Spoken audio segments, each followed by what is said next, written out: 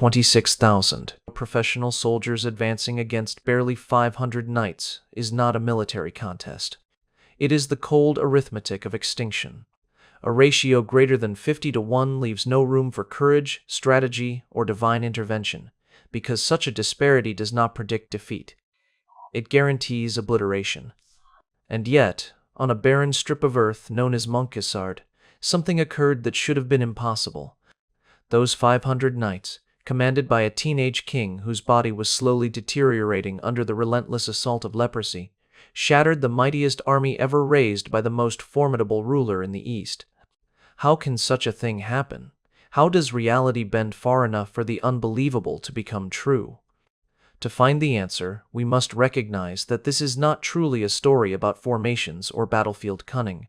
It is the story of two men standing on opposite ends of fate, a sultan renowned across continents at the peak of his power, and a dying boy king whose spirit refused to collapse even as his flesh betrayed him. The year is 1177. A new star dominates the Muslim world. Salah ad-Din Yusuf ibn Ayyub, known to the world as Saladin. He has welded Egypt and Syria into a single, unbreakable empire, stretching from the Nile to the Tigris. Yet one defiant kingdom, founded decades earlier by European crusaders, remains a humiliating wound to his ambition, the Kingdom of Jerusalem. To Saladin, Jerusalem is not merely a strategic possession, it is a sacred affront. It must be purged, reclaimed, and erased, and he knows the moment to strike has finally come. The reports are undeniable. The Christian realm is weaker than it has been in years. King Amalric is dead. The throne now rests in the frail hands of a sickly teenager. Baldwin IV is only 16, but his youth is not what terrifies his court. Baldwin carries the curse of leprosy, a disease so feared that many believe it marks him as spiritually condemned. His right hand is numb, his feet are bound in cloth, and the nobles whisper that he is unclean, incapable, and soon to die. Some even pray for his passing. But their greatest mistake is assuming that what is dying on his body is also dying in his soul. Because beneath that decaying flesh, Baldwin's will is sharper than any blade. As Saladin summons his vast army on Egypt's frontier, Baldwin makes a decision that shocks his advisors to their core. The invasion has begun. 26,000 men sweep across the desert, elite Mamluks, Sudanese light cavalry, disciplined Syrian infantry. The largest war machine the Holy Land has seen in an entire generation, moving with the unstoppable weight of a rising tide. Saladin's strategy is brutally efficient, bypass the frontier defenses entirely. Gaza falls behind without resistance. His eyes are fixed on Ascalon. The final fortress before the road to Jerusalem lies open and undefended. As the dust of Saladin's colossal army rolled across the desert like a living storm, word of the invasion reached Jerusalem with the force of a funeral bell. The kingdom had been stretched thin for months, its treasury bleeding, its garrisons undermanned, its nobles locked in endless feuds, and its soldiers exhausted from years of skirmishes. Yet despite this fragile state, the political heart of the kingdom expected one response from their ailing ruler: remain behind the walls of the holy city, fortify its gates, and pray that divine providence might somehow delay the inevitable. To them, the capital was the only place with enough stone and sanctity to give the king even a sliver of hope. But Baldwin IV, the boy so many dismissed as a crippled shadow of leadership, refused to be entombed within his own kingdom while the enemy marched freely across his land. Instead of hiding, he made a choice so audacious and so reckless that his courtiers could scarcely comprehend whether it came from brilliance or madness. Baldwin gathered every rider he could find, no more than 500 fully armored knights and perhaps 3,000 infantry who were scattered across the surrounding regions, and prepared to ride south, not north, not to safety, but directly into the path of the advancing invaders. His council begged him to reconsider, insisting that Ascalon, the fortress Saladin now approached, was a death trap, a stone prison surrounded by an ocean of hostile steel. They argued that if Baldwin entered the city, he would be sealing not only his own fate, but also the fate of every mounted warrior capable of defending Jerusalem. Yet their pleas fell upon a mind that had already hardened beyond persuasion. Baldwin knew that if he remained in Jerusalem, Saladin would bypass Ascalon, seized the final stronghold protecting the coastal road, and then marched straight for the heart of the kingdom. Jerusalem would fall without a fight, suffocated before its walls ever tasted battle. The boy king understood that his only chance was to move south first, and although leprosy was stripping sensation from his limbs, it had sharpened his strategic clarity. The journey to Ascalon was not merely a tactical march, it was a procession of desperation and resolve. Each mile carried its own pain for Baldwin, as the numbness in his limbs spread deeper into his bones, forcing his squires to adjust his armor repeatedly so it would not tear into the decaying skin beneath. But he endured every jolt of the saddle, every throb of agony, because he knew the sight of their king, masked in silver to hide the ravages of disease, was the only thing binding his men together. For the knights of Jerusalem, seeing Baldwin ride at their head transformed a hopeless defense into something resembling purpose. Many of them whispered that if their king refused to bow to illness, they could not bow to fear. By the time Baldwin reached Ascalon, Saladin's vanguard was already encircling the fortress like a tightening fist. The timing was so narrow that the young king slipped inside the gates moments before the outer roads were completely cut off. From the battlements, Baldwin could see the vast shape of Saladin's army stretching across the horizon, tents forming rows upon rows of shimmering patterns beneath the desert sun, cavalry lines coiled like vipers, and countless soldiers moving with an ease and discipline that spoke of overwhelming power. The fortress, though strong, was incapable of withstanding a siege by such a force. Baldwin's advisors realized immediately that the king had walked into a trap, and that they, along with the entire elite cavalry of Jerusalem, were now caged within stone walls with no hope of reinforcement. Saladin shared this belief. When he learned that Baldwin had ridden into Ascalon, he saw no reason to waste time breaking through its defenses. To him, the war had already ended. The king's elite knights were locked inside a box. They could neither escape nor mount a credible defense. Confident that Jerusalem itself lay vulnerable, he detached only a small contingent to maintain pressure on Ascalon's gates, while he led the bulk of his massive army north toward the Holy City, envisioning a triumphant entry before the end of winter. For Saladin, whose reputation had soared across continents, it seemed the campaign would conclude with little more than a series of formal victories. But in making this decision, Saladin committed the most disastrous miscalculation of his career, a mistake not born from ignorance but from certainty. He was so convinced that Baldwin was trapped that he loosened the rigid command structure that had kept his forces cohesive throughout the march. As his army moved north, he permitted widespread looting of the villages and farmland along the way. Ramla, Lydda, and countless smaller hamlets fell victim to his soldiers' hunger for spoils. Discipline crumbled. Formations dissolved into roving bands of plunderers, and the once perfect war machine fractured, becoming a sprawling, uncoordinated mass. Saladin believed the enemy had already been broken, that no threat could possibly emerge from Ascalon. What he did not realize was that Baldwin was watching all of it, inside the walls of Ascalon. Baldwin watched the desert with the wary patience of a hunter who knows that survival depends not on strength, but on the ability to recognize a single crack in an otherwise perfect trap. Days passed under a haze of dust and heat, and yet the young king never allowed his gaze to wander from the horizon where Saladin's army moved like a living tide. From the high battlements, he could see the shimmering columns of soldiers stretching endlessly toward the north, could observe the dust clouds splitting and reforming as units splintered across the countryside, and could sense through instinct what his advisors could not fathom, that the great army surrounding him was no longer a single body, but a scattered beast losing the coherence that made it terrifying. The courtiers saw only a cage, but Baldwin recognized that cages, under the right conditions, could become gateways. The scouts Baldwin dispatched from Ascalon risked death with every mile they rode. They slipped through the narrow gaps in Saladin's rear guard, moved silently past drowsy sentries numbed by the routine of an easy campaign, and returned with stories that seemed almost too good to be true. They described soldiers drunk on plunder, commanders whose units had drifted too far apart to maintain communication, lines of cavalry grazing lazily with their weapons piled in small heaps, and a sultan whose confidence had convinced him that caution was unnecessary. Saladin believed that victory had already been delivered to him, wrapped neatly in the stone box of Ascalon. What the Sultan failed to realize was that his enemy possessed something far more dangerous than numbers, a king who refused to die quietly. Within the fortress, Baldwin's council was divided between fear and disbelief. When the scouts reported that the detachment left behind to monitor Ascalon was small and careless, the nobles argued that such information changed nothing. Even if the rear guard could be overwhelmed, where would the 500 knights go? Into the desert, into the heart of Saladin's colossal army. To them, any attempt to break free was a death wish written by a desperate child king.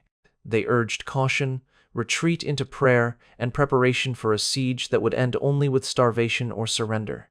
But Baldwin, whose body was betraying him day by day, whose nerves had begun to die in his hands and feet, and whose face had to be concealed beneath silver to prevent his men from seeing the ravages of disease, had no desire to wait for death. If he was to die, he would die moving, not stagnating behind stone. Among the men advising Baldwin was a figure whose reputation cast a shadow longer than the desert itself, Reynald de Chatillon, the notorious warrior whose ruthlessness had made him both feared and admired. Reynald was a man to whom danger was not a deterrent but an invitation, and when he spoke to Baldwin in the dim halls of Ascalon, he laid before the king a path that seemed madness to everyone else. He explained that Saladin's decision to move north had created a moment thinner than a blade's edge, a fleeting weakness that existed only because arrogance had blinded the Sultan to the nature of his opponent. If Baldwin could break out from Ascalon before the scattered units realized what was happening, if he could ride north fast enough to strike Saladin's main camp before the fragmented army could reorganize, he might turn the impossible into reality. It would not be a battle between equal forces. It would be a hammer blow delivered to the very heart of an enemy who believed the hammer had already rusted. Baldwin listened, not as a boy overwhelmed by his faltering health, but as a monarch whose mind had never been sharper. He understood that the opportunity Reynald described was not merely rare, it was fragile, and it would collapse if he hesitated for even an hour. The detachment outside Ascalon was lax, scattered, and unaware. Saladin's main body had pushed too far north. The chain of command was stretched thin. If there was ever a window in which the 500 knights could escape their imprisonment, it existed only in this fleeting moment when the great army of the East was intoxicated with overconfidence. As dawn approached, Baldwin made his decision. He would not die inside Ascalon, nor would he allow the holy city to fall without a fight. He ordered his men to prepare for a breakout, not quietly or cautiously, but with the full force of a king who understood that fortune favored only those who dared to confront it. The gates of Ascalon, which Saladin believed would remain sealed in fear, would instead explode open in defiance. When word of Baldwin's intentions spread through the ranks, the reaction among his soldiers was a mixture of awe and disbelief. They saw a king whose body was failing but whose will remained untouched. They saw a leader who refused to surrender to the fate handed to him by illness. And in that moment, something extraordinary happened. The Knights of Jerusalem, though outnumbered 50-1, found within themselves a resolve that no arithmetic could measure. They believed not in their numbers, but in the unbreakable will of the king who, despite being consumed by leprosy, chose to ride straight into the maw of the greatest army of the age. The morning that dawned over Ascalon on the 25th of November carried with it an unnatural stillness, the kind that settles over a battlefield moments before chaos erupts. The fortress, believed by Saladin to be a coffin for its defenders, began to stir with a different kind of energy, a feverish intensity that came not from fear but from the knowledge that the moment they had awaited. Baldwin IV rose before the sun, his joints aching with every attempt at movement, the numbness in his hands so complete that he required assistance even to fasten the straps of his armor. Yet, despite the decay overtaking his body, his voice was steady, commanding, and unmistakably alive. He addressed his knights not as a dying king issuing his final orders, but as a leader who intended to carve his name into the memory of the world long after his weakened flesh had turned to dust. As the great doors of Ascalon shuddered and groaned under the hands of the men preparing to open them, the defenders could hear the scattered shouts of the small contingent Saladin had left behind. These guards, believing themselves to be babysitters rather than warriors, had grown careless and complacent, never imagining that the besieged would dare to burst from their sanctuary. The sudden thunder of hooves within the fortress walls sent ripples of panic through their ranks, and before they could even organize themselves into a makeshift defense, the gates exploded outward with a force that seemed to shake the very ground beneath them. What emerged from the darkness of the fortress yard was not a disorganized band of desperate survivors, but a disciplined wave of armored knights riding with the fury of a people who refused to die quietly. The clash that followed was brief, brutal, and devastating. The rear guard had neither the strength nor the discipline to withstand the shock of the charge, and within minutes the desert sand outside Ascalon was strewn with bodies. Once Baldwin and his knights cleared the outer perimeter, a transformation occurred among the men that no chronicler could describe without invoking words like zeal, fanaticism, or divine fire. These were no longer simply horsemen riding to defend their borders. They were a vengeful force racing toward an enemy whose arrogance had blinded him to danger. At the head of this column rode Baldwin himself, his body wrapped in chainmail and his face hidden behind a mask of silver that gleamed with an almost spectral glow in the rising sun. His right hand, rendered nearly useless by disease, was wrapped tightly around the reins, while his left guided his horse with a determination so fierce that even the most hardened knight found himself inspired by the sight. Behind him, knights carried the most sacred relic of their kingdom, a fragment of the true cross, raising it high above their ranks like a banner of both hope and judgment. For these men, this was no longer merely a military pursuit. It had become a spiritual confrontation, a test of faith in which only absolute victory or glorious death could be acceptable outcomes. Meanwhile, Saladin's vast army, stretched across miles of terrain, remained blissfully unaware of the storm galloping toward them. The troops under his command had begun to settle into the rhythms of looting and foraging, their discipline dissolved into an easy complacency born of their belief that the enemy was trapped. Ramla burned in the distance as raiding parties passed through abandoned settlements, seizing food, gold, and livestock with little resistance. Some commanders attempted to maintain order, but the sheer size of the army made such efforts futile. Communication between units grew increasingly strained, and the once cohesive divisions now acted like independent bands of plunderers scattered across the countryside. Saladin himself, confident that the war was effectively won, established his main camp near a place called Montgisard, where he turned his attention not to the precautions of war, but to the arrangements of a future victory.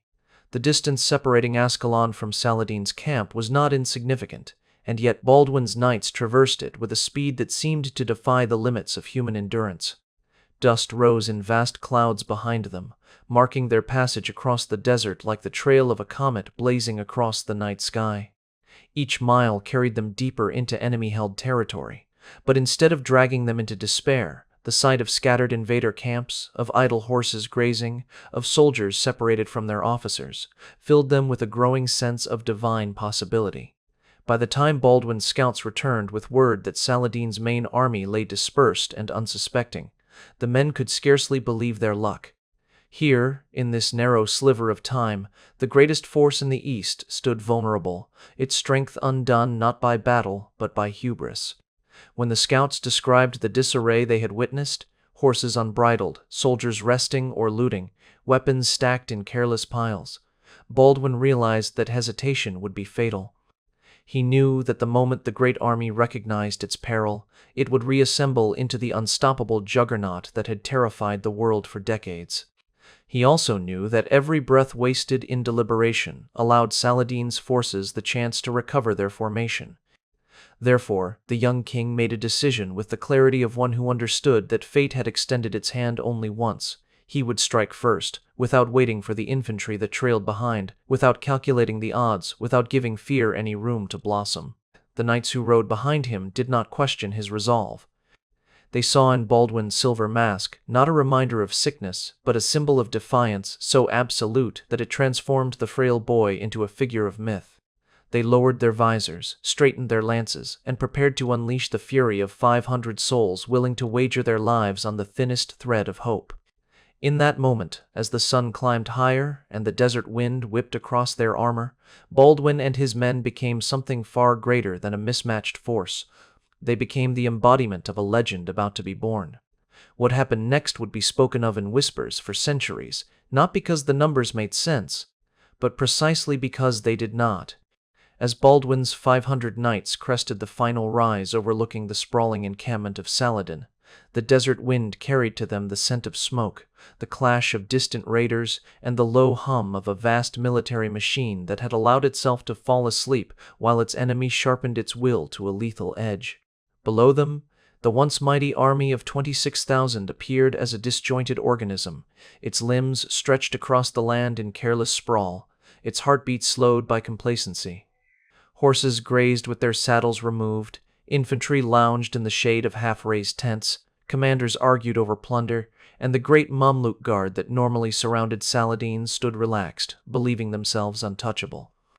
They had no reason to suspect that the enemy they believed trapped in Ascalon had transformed into a storm descending upon them with terrifying purpose. Baldwin observed the scene with a clarity sharpened by both suffering and determination. His body, weakened by leprosy, should have failed him on this brutal ride. Yet his mind burned with an intensity that overcame the numbness of his limbs.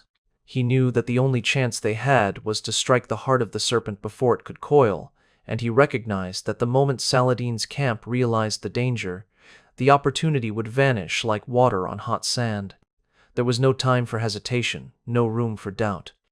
Baldwin turned to his commanders, Knights Templar, Hospitallers, and the seasoned nobles of his realm, and gave the order with a voice that compelled obedience not by volume, but by the sheer force of its conviction.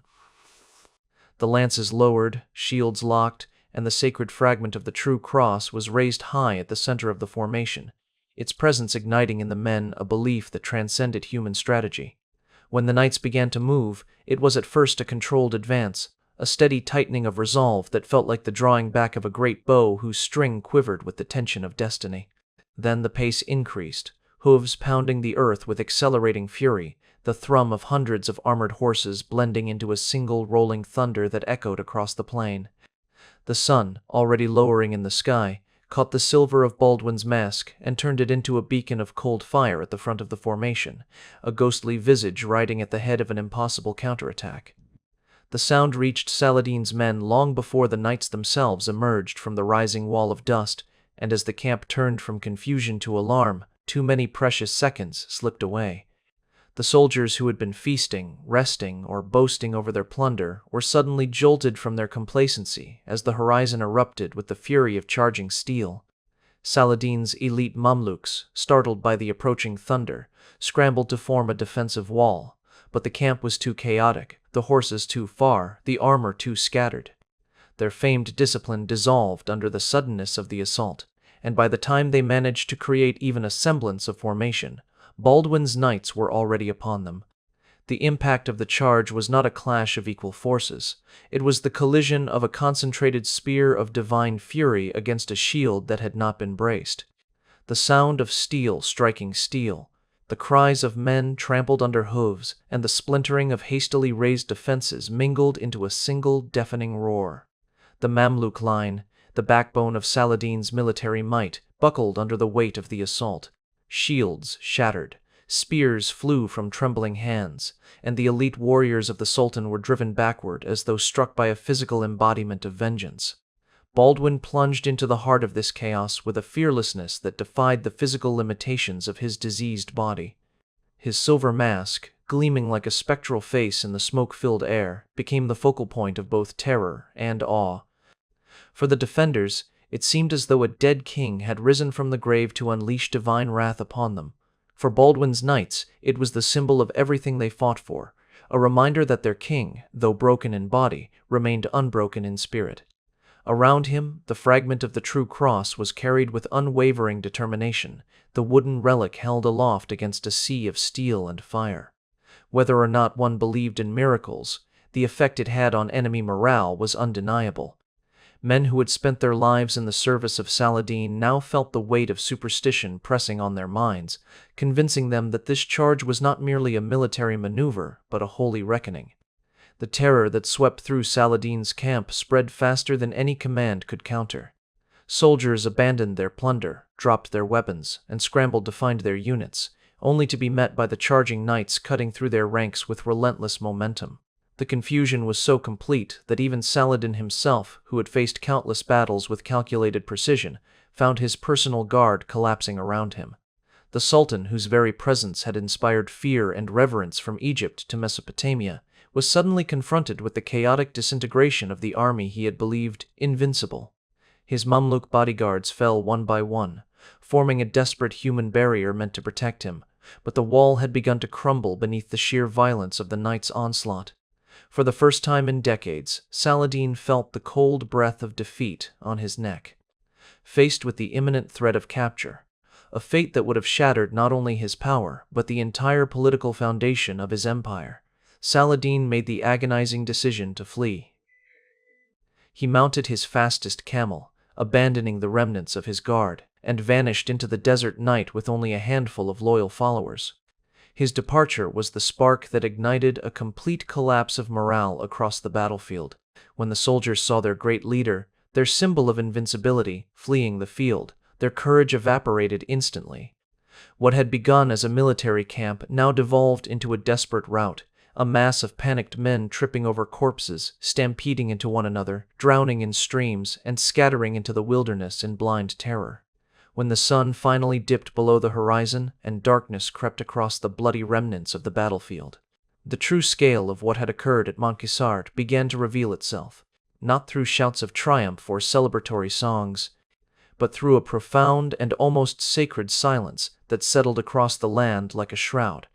Baldwin's knights, their armor cracked and dented, their bodies marked by wounds both visible and hidden, surveyed a landscape so transformed by violence that even the veterans among them struggled to comprehend it.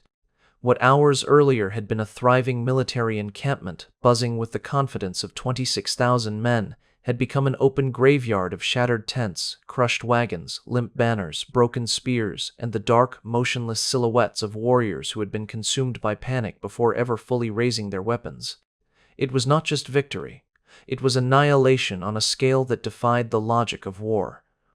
The 500 had not slain 26,000. They had shattered the spine of an army so thoroughly that the defeated had destroyed themselves in their frantic attempt to escape a terror they believed to be divine in origin. Though Baldwin had won a triumph so improbable that many chroniclers would later call it a miracle, the victory was not without terrible cost. Nearly every knight who had charged alongside him bore deep wounds or broken limbs, and the relentless ride and ferocious combat had pushed their bodies far beyond the threshold of human endurance. Baldwin himself, whose strength had been sustained by sheer willpower, now felt the full weight of his illness descending upon him like an avalanche. As his men gathered around him in the aftermath, their eyes reflecting both awe and grief, the king's frail form slumped in the saddle, his silver mask streaked with dust and blood. He had been the beacon that led them into the storm, but now his own flame flickered dangerously low, reminding everyone that even legends cast shadows. In the days that followed, news of the crushing defeat traveled faster than any messenger could ride. Across Egypt, Syria, and Mesopotamia, disbelief turned to shock as rumors spread of Saladin's broken army, his narrow escape, and the devastation at Montgisard. Many refused to believe the reports, insisting that 26,000 men could not simply dissolve, that Saladin, whose reputation for invincibility had grown into myth, could not have been driven from the field by a king who was barely able to stand. But the truth arrived in the form of survivors who stumbled back to their homelands with hollow eyes and trembling voices, unable to articulate the terror they had seen. They spoke of a silver-masked king who seemed untouched by earthly constraints, of knights who charged like specters rising from the dust, of a holy relic lifted high above the chaos, and of a battle that felt less like warfare and more like judgment. Even Saladin, upon his return to Cairo, was described as gaunt, shaken, and stripped of the aura of invincibility that had once surrounded him. His humiliation was so profound that he avoided appearing in public for weeks, choosing instead to reflect on the arrogance that had led him into such catastrophic failure. Yet while Baldwin's victory bought the Kingdom of Jerusalem precious years of survival, it did nothing to halt the slow, merciless decay consuming his own body.